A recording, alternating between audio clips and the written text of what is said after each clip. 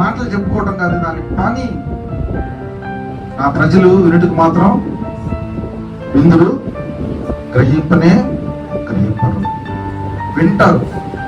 ఎందుకు వినరు? కూర్చొని బాగా శ్రద్ధగా వింటారు. కానీ గ్రహింపు మాత్రం ఉండమే ఉండదు. దాన్ని గ్రహించుకోవాలి. గ్రహించటం అంటే దాన్ని రుచి చూడటం, గ్రహించటం అంటే దాన్ని అనుభవించటం. అవునా కదా? గ్రహించడం అంటే ఏంటి? తీసుకోవడం. నువ్వు ఆహారాన్ని కలుపుకొని తింటున్నావు, గ్రహిస్తున్నావు, దాని రుచి తెలుసుకుంటున్నావు. వస్త్రాలు వేసుకుంటున్నావు, అది ఎంత అందంగా ఉందా, అందంగా లేదని అన్ని గ్రహిస్తున్నావు. కానీ దేవుని మాటను, దేవుని యొక్క వాక్యాన్ని మాత్రం గ్రహించలేకపోతున్నావు. వింటూ మాత్రమే వింటున్నావు, కానీ దాన్ని గ్రహింపట్లేదు. ఎవరిని మోసం చేస్తాడంటే దేవుని వాక్యం ఎవరి హృదయంలో నిలిచి ఉండలేదో అపవాది వాడి దగ్గరకు వచ్చి ఖచ్చితంగా వాడిని మోసం చేసేస్తాడు.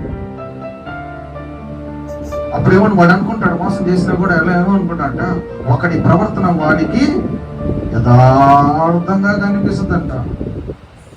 వీడు ఎప్పుడు జారిపోయాడో వీడికి తెలీదు, ఎప్పుడు పడిపోయాడో వీడికి తెలీదు. సల్లంగా వచ్చేసి నిన్ను దారి తప్పించేసేసింది. నువ్వు వెళ్ళాల్సిన గమ్యం, నువ్వు చేరుకోవాల్సిన గమ్యం వేరు, నీ లక్ష్యం వేరు, నీ ఉద్దేశం, నీ సంకల్పాలు వేరు, దేవుని ఎడల నీ చిత్తం వేరు. వీటిలన్నిటిని నువ్వు గ్రహించకుండా, అర్థం చేసుకోకుండా నువ్వు ఎట్టు పడితే అట్టు హృదయంలో దేవుని వాక్యాన్ని ఉంచుకోకపోతే అపవాది వచ్చి మోసం చేసేస్తాడు. మోసపోకడి. దేవుడు వెక్కిరింపబడ్డాడు, దేవుడు ఎగతాళి చేయబడ్డాడు, దేవుడు హేళన చేయబడ్డాడు. హల్లెలూయా.